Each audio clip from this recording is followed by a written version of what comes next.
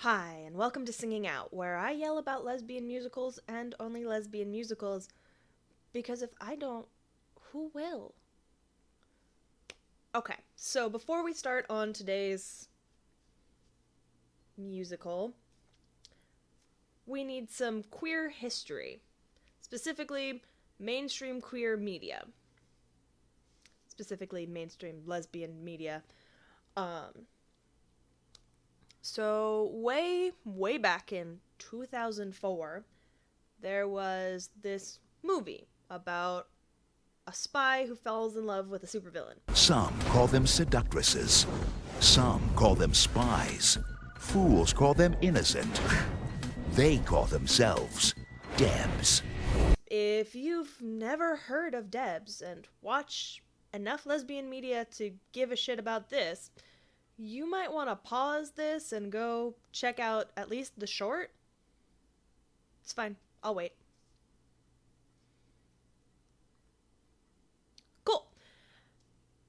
Then, following that success, the creators of that movie got the opportunity to make a TV show. It's called The L Word. Did you know that The L Word was written by the same people who made DEBS? Because I did not. The L Word is about a group of women in West Hollywood being dramatic at each other. I don't care about The L Word, I'm sorry. They are currently making a sequel series, apparently, though, so enjoy that if you like The L Word. While The L Word was on the air, another more young adult focused television show got its start on the N. It was called South of Nowhere. It followed Spencer Carlin as she moved from a small town in Ohio to Southern California and fell in love with her best friend Ashley. Now, if you're, say, 13 in 2005 and really drawn to lesbian media for reasons that you cannot yet explain, all of these are lesbian canon. This is the big budget lesbian stuff. Flash forward to 2007 when some of the creators of the L Word and DEBS are making a web series called Girltrash for Archart. What the bleeding hell is Archart?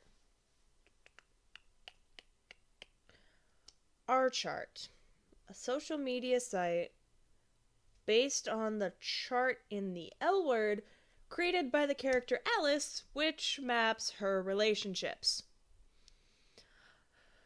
Oh, for fuck's sake. Okay, anyway, the web series was starring the lead singer of Killola, Shane Jr., half of Garfunkel and Oates, Tasha from the L Word, Tara from Buffy, and the two leads of South of Nowhere, who are also dating in this. Or possibly broken up. It's not super clear. They might be on a break.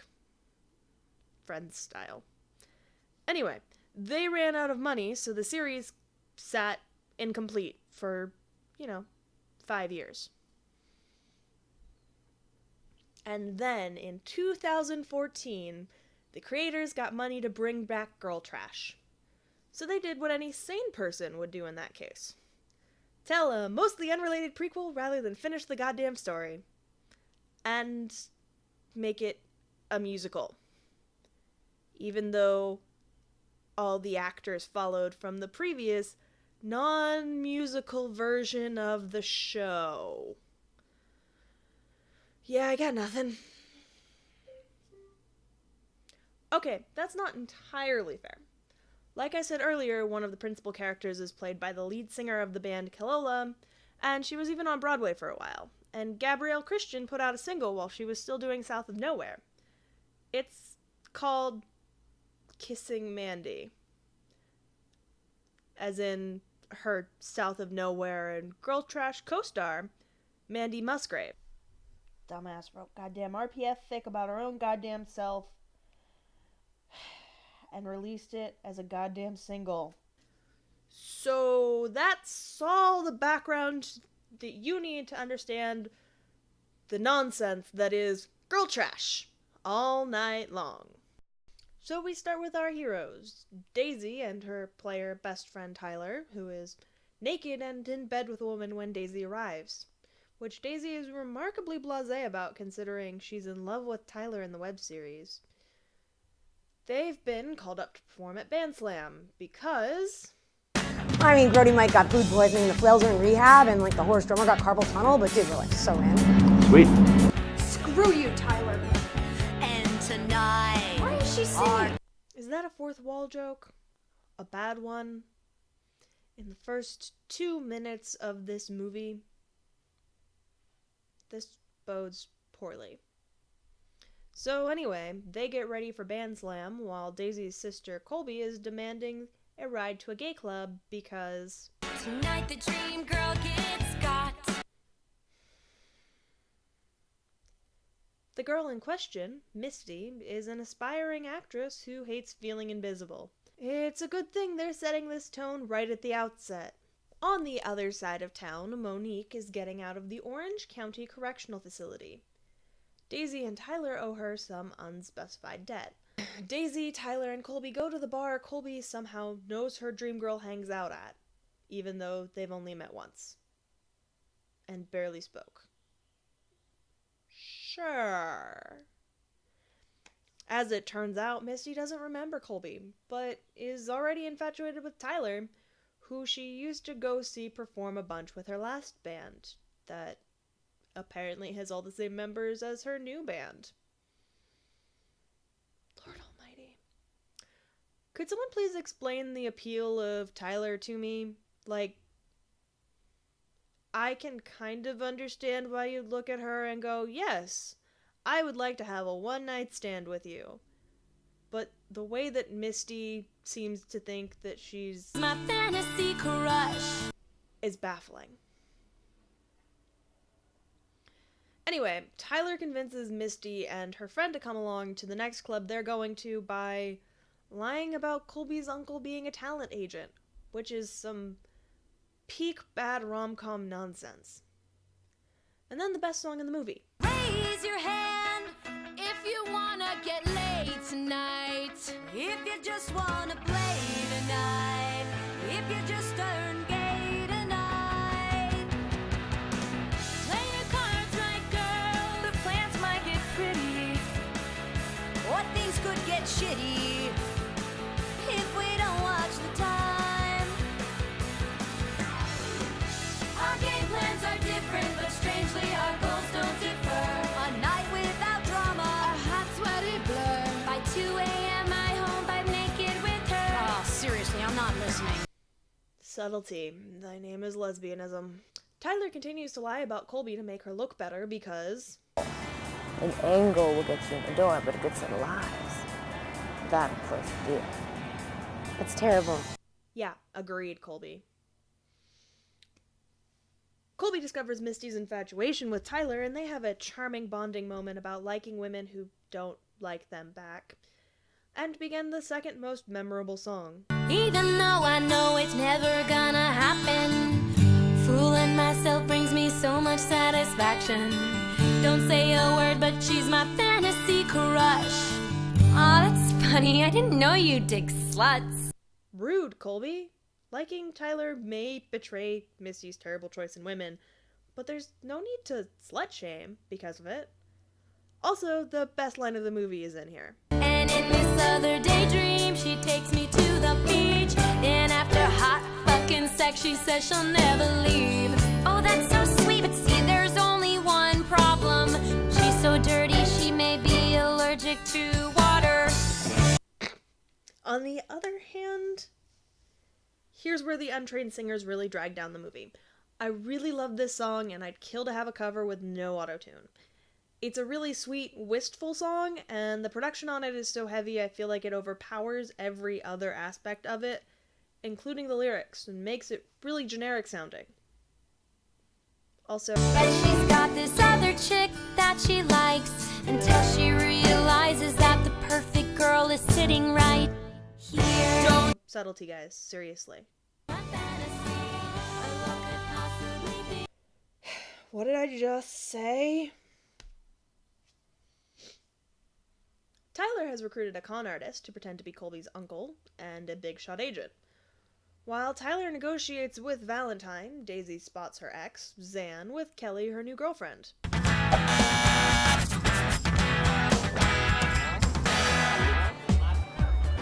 Is that Zan? Yeah, I'll be right back. Daisy, don't go. Seriously, Daisy, don't go. This is the worst plot in the movie. They have a pointless argument. Kelly happens to not only be a romantic rival, but a musical one. And Daisy sings an angsty song, then gets into an even more pointless fist fight, and they all get kicked out. They run into Monique, who claims that they owe $4,565.79. Well, okay, that was very specific, thank you. She trashes and steals Colby's car, holding it and Daisy and Tyler's instruments hostage as leverage. Tyler steals Kelly's car because Kelly and her friends are assholes and Tyler's impulse control might be massively deficient. Inside the car, they find a lot of pot, which they take to Colby's sorority house. Oh, did I not mention that Colby is a sorority sister? Because of course she is. Colby's sorority sisters are upset she ditched them. Everybody is here but you. You, for some reason, seem to think you have something better to do than to participate in the Sigma Omega Kappa farewell ceremony. What could possibly be more important than spending tonight with your Sigma sisters? Sex with Misty. Ow! Getting laid is not something to prioritize over your friends. Anyway, the party gets markedly less creepy after they distribute the drugs. Zan shows up to talk to Daisy in order to get Kelly's car back, and honestly, this whole part is exhausting. This is a very doofy movie, and Zan is such a serious character, and Daisy is so pathetic around her, and it just brings the whole movie to a stop. There's not a second of Daisy and Zan interacting that isn't painful and awkward and entirely too real for this nonsense movie. Also, this song sucks. When you close your eyes, do you still see my face? I sped up the replay while choosing clips for this review, and it's a lot better that way. While Daisy sings angst in voiceover, Colby spots Misty and Tyler flirting and joins the angst song.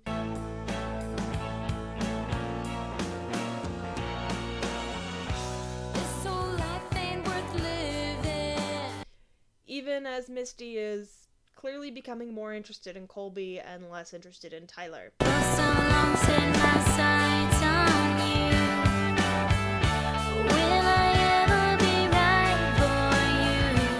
So everyone is upset, and we're at the part of the movie where everyone becomes miserable for 20 minutes before we fix it all at the end. But before that, Colby comes out to her sorority sisters, who knew because Intramural softball.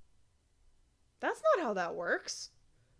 Also, do you know how to have fake sex? I don't understand the question. Like, if I was to simulate sex without actually having it, what would I do? Moan a lot and swear? okay, I'm pretty sure the sorority sisters are the best part of this movie. Oh God. Oh God. Oh God. Oh fuck. Oh fuck. Oh God. Oh fuck. Oh God. Okay. Oh God. Fuck. To be bonded in everlasting sisterhood. To be bonded in everlasting sisterhood. I mean, not like the Leslie kind. I mean, not like the Leslie kind. I mean, that's fine for Colby, if that's what she's into. No judgments. But most of us like dick. I mean, that's fine for Colby if that's what she's into. No judgments, but most of us like dick. Colby convinces Tyler to pretend to have sex with her so Misty will be interested in Colby. This plan has several problems. Misty just confessed that Tyler is her dream girl at your last stop. She's who that fantasy song was about for Misty. Why would sleeping with her endear you to Misty, dumbass? Misty's already kind of charmed by you and turned off by Tyler, and if you'd stop being a jealous ass for like 3 seconds, you can tell her that Tyler lied about you, and you feel guilty about it, and are telling the truth now. You look better, Tyler looks worse.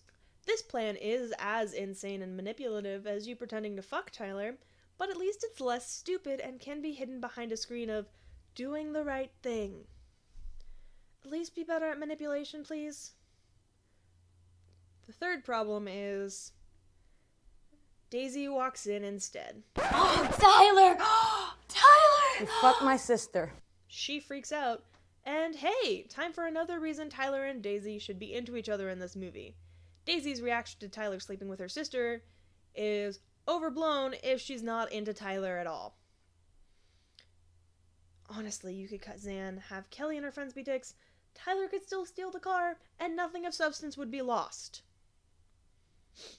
Misty, seeing Tyler alone for the first time all night, finally gets the courage to make a move. Don't shit on my dream, it's just my fantasy of what could possibly be, but it might be. And the greatest thing is it's gonna happen anyway. Do you know what I'm saying? This reprise fucking sucks. Tyler is distraught over her fight with Daisy and pushes Misty away and is pretty mean about it. Misty runs off to the front stoop where Colby finds her and attempts to make her feel better. Am I that disgusting? No, you're beautiful. Monique reappears, terrorizing sorority girls. Valentine steals the money they had to repay Monique because he's terrible. Everyone gets arrested. Misty finds out that Colby's a liar and slept with Tyler, and we're deep into the misery now. Colby and Daisy's mom comes to get them out of college jail and is yelling at them while Colby goes into a fugue state. I mean, sings a song about everyone sucking. At the end of the song dream sequence where she runs out of the car, Colby runs out of the car, but in real life this time. Daisy follows. Daisy apologizes for being shitty about Colby coming out. Colby, if you like girls, girls are a fucking nightmare. If this night is any indication, look, I just don't want to see you get your heart broken. It's my heart to break. Hurts me all the same. Daisy and Tyler make up by virtue of... Lord fucking knows. This movie would make way more sense if Daisy and Tyler were into each other. Kelly and Zan show up just long enough to psych Daisy out one last time.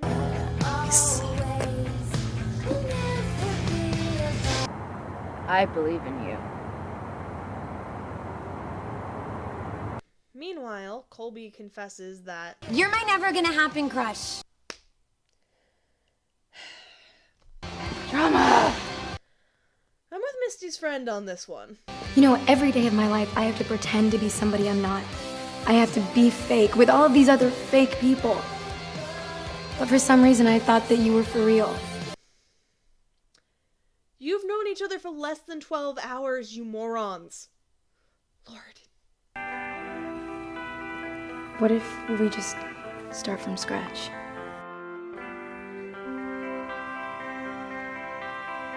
No, actually, I'm impressed with this. This is probably a really good idea. Hi, I'm Colby. Wait,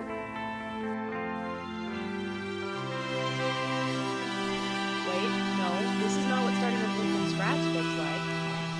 Fuck you, this is not starting from scratch.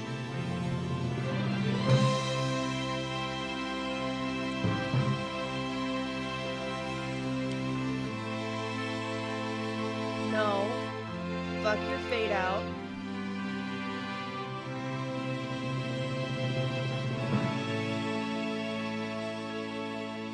Why don't we try to be honest? No, even though fuck your it's reprise. hard. Now's the time to start. Don't you see? I happily accept you as you are. Now we got nothing. No, to fuck your reprise. hide. Fuck you and your reprise and the fading out lights at the goddamn club. Everything about y'all getting over yourselves is fucking ridiculous. So, Tyler having given Daisy the pep talk of their lives, they rejoin their band and rock the shit out of Band Slam. Go team. Colby and Misty run off to have sex. Everyone is happy, and I'm annoyed by the last 20 minutes of this movie. Wait, was Zan only in this movie to justify this song? Fuck this. Meanwhile, Colby and Misty go have sex next to this third-rate Phantom Chandelier knockoff. Okay, it's over. Girltrash is fun, but the last bit is frustrating. Like a lot of musicals, the third act kind of drags and the plot resolution is rushed in service of the last few songs. While some of the singing isn't great, it's well acted and well produced. If you're a picky asshole like me, I'd have a drink while watching, but I'd watch this again. And that's it for Girltrash All Night Long. Join me next time as I review... Does that count as a lesbian movie? Fair point.